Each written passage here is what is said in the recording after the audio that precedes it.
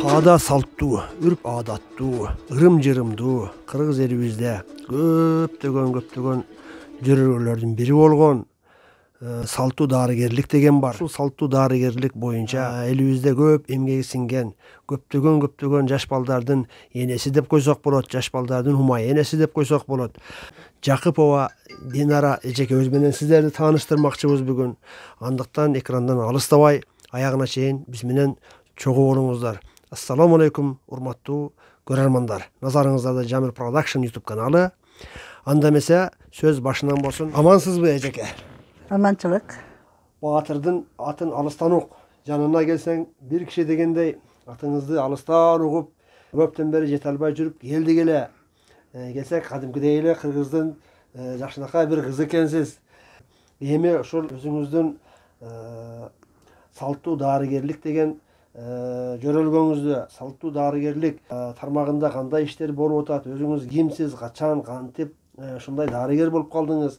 Ушул жөнүндө биздин көрөрмандарга айтып берсеңиз, биринчиден. Экинчиден, менин байкаганым сизге жалаң эле көбүнчөсү жаш балдар келет экен, жаш балдарды наристелерди алып келет экен. Чындыгында мен билемин, жаш наристелерди кароо чоң адамдарды караганда бир кыйла татаал болуш керек. Анда эмесе сөздү баштай бериңиз. Кантип дарыгер болуп калгансыз, качан дарыгер болуп калдыңыз? Бара ушул жөнүндө сөз салып берсеңиз. Мен чоң атам касида окуган молдо болгон экен да.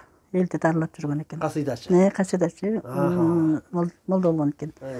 Анан баягы союз түзүлүп, мечиттер сүрүлүп, молдолор кулакка тартылбады беле. Ошондо чоң атам байкушту Россия жергесине кулакка тартылып кеткен. Ошол боюнча чоң атам келбей калды. Демек кулакка тартуу жылдары 30-чу жылдардын арак бери ошондой учурда кулакка тартылып кеткен. Ошол чоң атамдын касиети оодуу деп ойлойм. Анткени ошол биринчи эле тун балдарым эгиз болду, бир эркек, бир кыз. Тилекке каршы алар жок болуп калды. Ошондон кийин эле анан кошуналарым, ой, муну кармап койчу, мунун көзүн үйлөп койчу, буга бесип чочуптур тээп койчу деп эле келе баштады. Биринчи башталышы ушундан башталып кетпедиби? Ооба.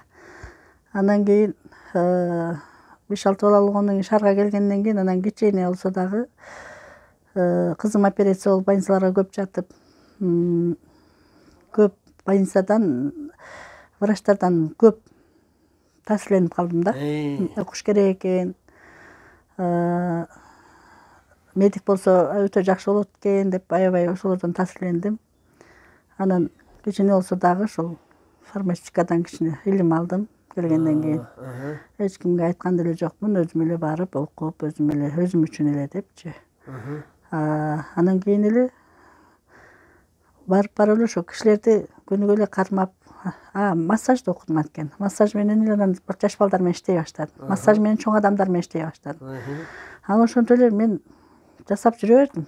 Упражнение жасачумун, гимнастика жасачумун, ошентип эле массаж менен иштеп жүрдүм. Башта экинчи жумушум ушу массаж болду. Жасап элдер менен иштеп жүрүп эле анан уже тамырга түшүп калдым. Муну Аллах берди деп айтсам болот. Анан тамырга түшүп. Демек барып эле тажрыйба ашып отуруп. Ооба, тажрыйба ашып отуруп 5 жыл массаж жасагандан кийин тамырга кирдим. Анткени бул адамдын ар бир точкасын, ар бир нерсесин жаттап, кол жаттап калат экен да. Демек, кол менен сиз диагностика кое баштадыңыз тамыр аркылуу адамдарга. Бирөөлөрдүн тамыры катуу күчтүү согуп келет, бирөөлөрдүкү алсыз согот. Анан ошону жүрүп эле анан ошо ысык суук деп аныктаганга өттүм. Ысык ашкан, суук ашкан деп аныктап баштым. Баштапкы ысык суук нерседен башталды. Анан мен угуп калчумун да. Кытайлардын эмесинде ысык суук деп аныктайт экен депчи. Анан дагы бир илгери бир абышкадан уккам. Экили оору бар Кыргызда. Ысык суук дегенде деп калчу. Ошонун сөзү дагы азыркы менин жумушума төп келип атпайбы? Дал келип калат. Дал келип калып атпайбы? Анткени ал абышкада ошо тамыр кармап кичине ысык суукту эле дарылап калчу мен бала кезимде. Анан азыр ошол эл менен иштеп атканыма мына быйыл Кудайга шүгүр 17 жыл болуп калды. Элге таанылганыма деле ошол. Анан жаш балдарды эми баягы башта айтып атпадымбы? Мен башында эле ошол тээп койчу, кармап койчу, кирнелеп койчу деп жүрүп анан кийин балдар түнү ыйлап келип калса аркасынан хижам алып койчу десе эле коркпой эле ошо 19 жашыма хижам алып койчу экенмин да. Ошондо 19 жашыңызда баштаган. Ошол 19 жашында эгизтердим атпайм, биринчи эгизтерим ооба. Анан эле кошуналарым келип баштады да. Кармап койчу, тээп койчу, муну хижам кылып койчу десе лезвияны алып эле кесип кандарды чыгарып алып эле. Баягы жаштыкта, жаштык. Коркуп эчтеке болгон эмес да менде. Жаштыктан курчу менен. Курчу менен ошол хижамадан көп таанылып кеттим десем болот. Анан кийин чоңдор келе баштады, аялдар, только аялдар. Мени хижам алып койчу, мени алып койчу деп анан ошо менен анан кескелеп баштады. Кескелеп. Ооба. Ошентип жүрүп анан кийин ошол элдерге таанылып кеттим да. Анан азыр Кудайга шүгүр ошо кичине дары-дармекте окуп алганым өзүмө пайда болду. Анткени азыр ошо дары жасап тери ооруларын дарылаганга өтө жакшы болуп атат. Тери ооруларына дарыны өзүңүз жасайсыз? Өзүм жасайм. Эмнеден жасайсыз? Аптеканын эле обычный дарыларын алам. Анан өзүм алтын көкөт кошом, макташ, көкташ кошом, курт өлтүрүүчү нерселерди үйдөн кошом. Аканит кошпойсузбу? Жок. Анан ошентип дары жасаганга өттүм десем болот. Анан азыр жаш балдар көп келет, Кудайга шүгүр. Мен ошол жумушумдун негизи массаж менен таанылдым деп айта алам. Себеби баягы буттарды көп түзөгөнгө аябай элдер ынанып калды. Жакшы. Эми мына сизге мен азыр эсиме келгенде берип коеюн. Тамырчылык кыласыз. Анан бул элдик салттуу медицинада, мен салттуу дарыгерликте тамырчылык деген бар, анан кыл тамырчылык деген бар. Ушунун айырмасы эмнеде? Жөн тамырчы деген бул эки эле кан тамыры менен аныктайт. Эки эле кан тамыры менен ысык суукту гана аныктай алат. Жөн тамырчы ысыкты, суукту гана аныктай алат. Ооба, ошентип айта алам. Анан кыл тамырчы деген ысык ооруда мисалы давление, сахар, боор оорулар мисалы ушуну ысык ооруларга кирет. Кандай дедиңиз? Сахар, давление, анан гепатит. Гепатиттин түрү. Ысык ооруларга. Суук ооруларга анемия кирет. Воспаление кирет, суук өткөн бүт ошол алсыздык жараткан оорулардын баары суук ооруга кирет. Өпкөгө суук өтүү, ошолдун баары суук ооруга кирет. Ушул бул жөн тамырчыга кирет. Кыл тамырчы деген бул кыл тамырчыден тамырдын ичинде канча тамыр бар? Ошонун баарын жаттаган адам. Түшүнөсүзбү? Өпкөнүкү кайсы, боордуку кайсы, жүрөктүкү кайсы, канча согуп атат. Муну өтө мындайча айтканда сложный да муну. Эми ушул мисалы үчүн сиз мына колдон аныктайсыз да. Ооба. Ошол колдо кармап туруп анан сиз бияктан аңдып, пайлап эмне болуп атканын, кайсыл жерде кандай болуп атканын билесиз. Ушуну аракет кылабыз да. Ошондо ушул болуп аткан процессти мындай сөз түрүндө сүйлөп айтып бере аласызбы? Мисалы үчүн кандай согуп калат тамыр ошол моментте, ысык ашкан маалда, же суук ашкан маалда, же мүзөс маалда тамырлар кантип, ыргактары кандай болот? Ыргактары мисалы давление менен келген киши мисалы 140-тан жогору болгондо уже тамыр ыргып токтобой калат өзү эле. Лакылдап. Лакылдап. Денеде ысык жок болот. Денеде таптакыр ысык жок болот, наоборот муздак болот. Дене муздак болот, бирок денеде ысык болбойт. Температуранын негизи жок болот. Суук менен келгенде тамыр өтө эле алсыз болот. Алсыз согот. Анда мындай эле бир согуп, алсыз согот да. Кан жай өтүп атканы билинет. Кандын өтүп аткан процессин гана аныктай аласың да. Муну ушинтип билсең болот. Анан өтүн алдырып койгон өтү жок адамдар дагы мисалы ыргагы төмөндөйт, тамырдын ыргагы төмөндөйт. Ошону билесиң, мунун өтү жок экен деп аныктаганга болот. Мисалы кыл тамырчыларга окшоп бардыгын аныктагандан алыспыз. Ошончо да ысык суукту кичине баягы элде массаж жасап жүрүп эле билип калдым да. Жакшы. Анан Мына ол сизге көбүнчөсү келген жаш балдар, жаш наристелер. Ушул наристелердин мен билгенден сиз бизге жеткен маалыматтарга таянсак, сиз колдогу бала эле эмес, наристе эмес, эненин курсагындагы жаткан наристени дагы көрөсүз, көрөт экенсиз. Ушул туурасында дагы айтып берсеңиз. Bunun tuurasында мындай болот. Көбүнчө УЗИден чыккан келиндер келет. УЗИден чыккан келиндер. Кагазын көтөрүп келет. Ооба, кагазын көтөрүп келет. Баланын башы тескери. Ал ылдый айланыш керек эже деп келет. Анан ошону суу менен айлантканга кичине аракет кылам. Бирок суу менен балага тийгенге мүмкүн эмес негизи. Вообще мүмкүн эмес. Ал дагы бул нерсе мен өзүмө гана таандык нерсе. Мен башкаларды айта албайм, мен үчүн ошо бул нерсе өзүмө гана таандык нерсе. Өзүңүздүн тажрыйбаңызда менен билип алгансыз. Ооба, анын дагы өзүнүн жөнү бар, өзүнүн жолу бар, ыкмасы бар, ыкмалары бар. Анткени айтып атпаймынбы, суу менен гана баланы оңдогонго кичине болот. Балага тийгенге мүмкүн эмес. Бул медицинада жок мындай нерсе. Просто өзүңүздүн опытуңуз. Гомеопалык гана жол. Бирок ошол жапжакшынакай эле бала оңдолуп, өзүнүн упражнениялери бар. Медицинанын упражнениялерин үйрөтөм. Медицинанын упражнениялери бар. Ошолорду моундай кыласың деп, бала өзү эле упражнениени жасаган оңдолот деп айта алам. Анан ушул жаш балдарды караш чоң адамдарга караганда өтө эле татаал болсо керек дейм. Себеби бала кайсыл жерге ооруп атканын айтпай, жөн эле ыйлап келди дейли, мисалы үчүн. Ошону кантип билип аласыз? Мына жери ооруп атат балаңын деп. Мисалы балдар көбүнчө эле температура менен келет. Температура менен келет. Температура эмнеден болот? Температура грипптен болот. Анан основном тамак менен мына өпкө жактан, ушул жактан көп берет да. Тамырдан кармаганда деле ошондой эле болот. Анан тамагын ачып карайм, караганда уже кызарып калат да. Кызарып калгандан анан тамагына жараша дарыдан жазып берип коем.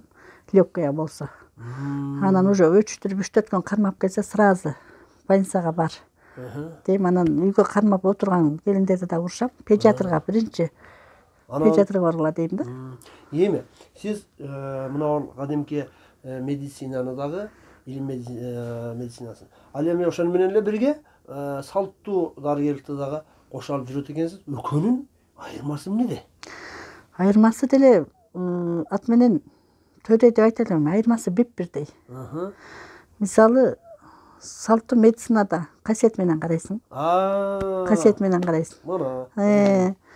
Анан жанагы ичи түйүлүп калган баланын жонуна массаж кылсаң ичи жазылат. Бул дагы Аллахтагы касиети. Аллах өзү шифасын Аллах берет да. Аллахтын атын атайбыз. Аллах ушул бала мага келди, оозубуз менен айтабыз да. Биз дарылап атабыз деп, ошо жаш балдарды ыхлас менен дарылайбыз да. Анан кийин шифасын Аллах берет деп мен айта алам да, себеби бардык нерсе баскан кадамыбыздан бери Аллахка таанык да. Аллахтан тилегениң берет да. Анан чын эле баягы чыңырыйлап калган, көгөрүп келген балдар ошентип ниет кылып айтып деп карап койсоң, уктап калат, чыңырыйлап келген балдар неме болуп калат. Бул касиетке таандык деп айта алам да. Салттуу медицинанын, салттуу дарыгерликтин өзгөчө бирден бир өзгөчөлүгү бул ыхлас жана касиет. Касиет, ооба. Эми дагы бир суроо. Мисалы үчүн мына неме? Кирине кирүү, сук кирүү, көз өткөн дегендерди кандай карайсыздар? Бул медицинадагы дагы бар. Билип аласыздарбы дегенде? Медицинада дагы бар бул мындай нерсе. Мисалы сиздерде шариаттарда деле бар да. Көз өтүү дегенди туура кабыл аласыздар. Ооба. Медицинада деле бар бул. Чорный энергия деп, баягы энергия бар экенин ар бир врачтар ынанат. Адамдар бар экенин ынанышат да. Бар деп айта алам. Анан бир күндүк күнү мисалы үчүн бир эле күндүк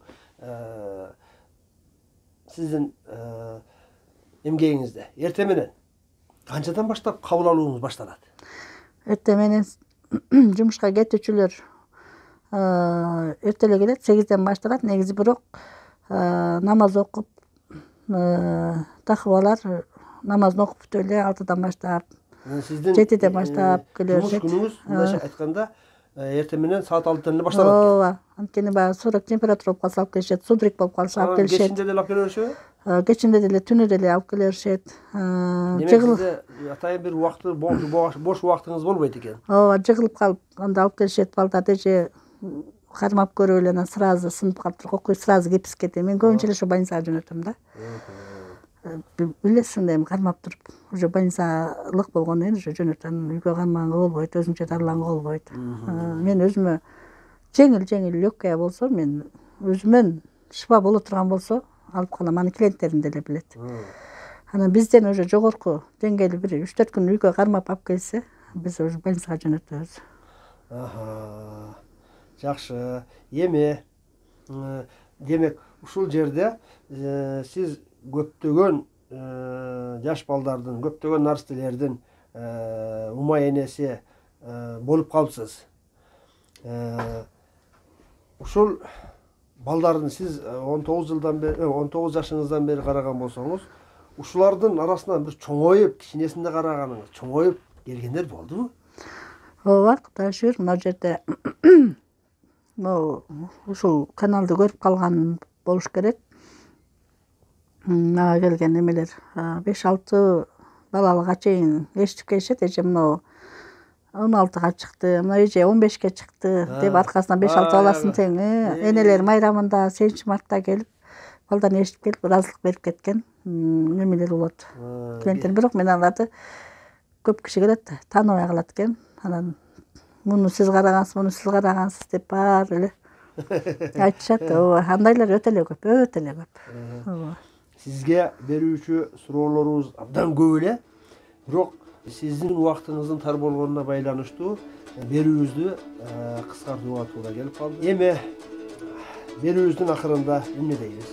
Урматтуу умай эне, ошол сиз ушунча канча жылдан бери балдарды дарылаган болсоңуз, ошончо балдардын атынан жана өзүмдүн атыман, жана Jamil Production YouTube каналынын атынан сизге ыраазылык билдиребиз. Ар дайым элдин керегине жарап, көптөгөн балдардын умай энеси болуп, баардыгына пайдаңызды тийгизип жүрө бериңиз. Анда эмесе, урматтуу көрөрмандар, ушуну менен берүүбүздү аягына чыктык. Кайрадан эфирден жолукканга чейин аман болуңуздар. Görüşkünce.